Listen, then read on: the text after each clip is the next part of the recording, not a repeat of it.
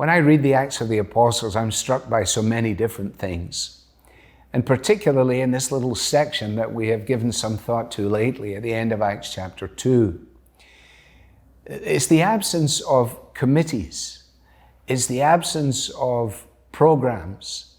It's the absence of so many bits and pieces which the average young pastor is told he needs to discover and to implement if the church is going to have any possibility of making a dent in the community, of ever growing at all.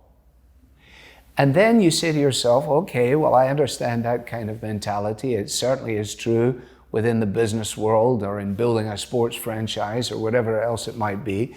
But if I'm going to use the Bible as my template, what do I discover?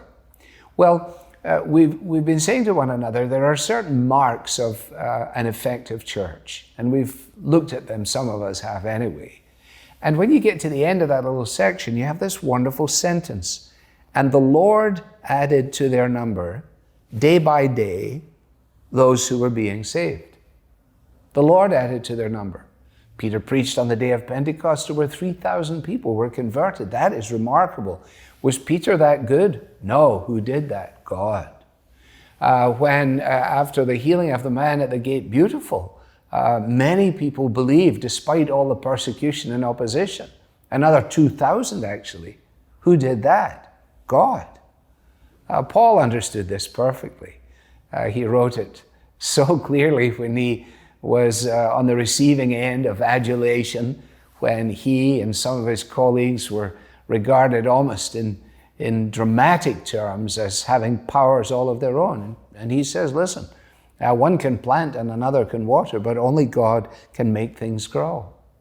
And the wonderful thing about this is that God adds to the church those who are being saved.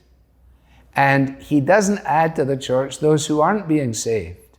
Remember, those who received his word were baptized, and they were then committed to the teaching and so on. We've got the order all wrong when we are going out there trying to come up with a program to get as many people as we possibly can to wander into our precinct. No, it's good when they come. We love it when they come. But we need to be very, very clear that the continuous evangelism, which is a mark of an effective church, is again not something that is done 1 hour on a Sunday. It is as a result of the fact that God has given his Spirit to the whole church in order that the whole church might reach the whole world with the good news of the gospel.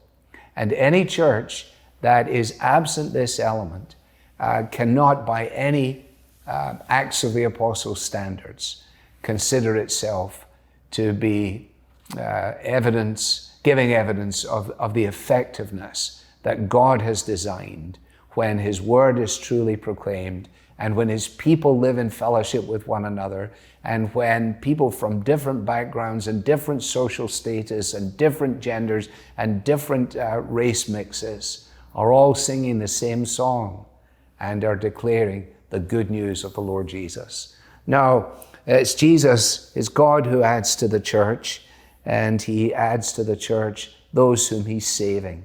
He saves, he adds, he equips. It makes little of us and much of him, and that's really how it should be.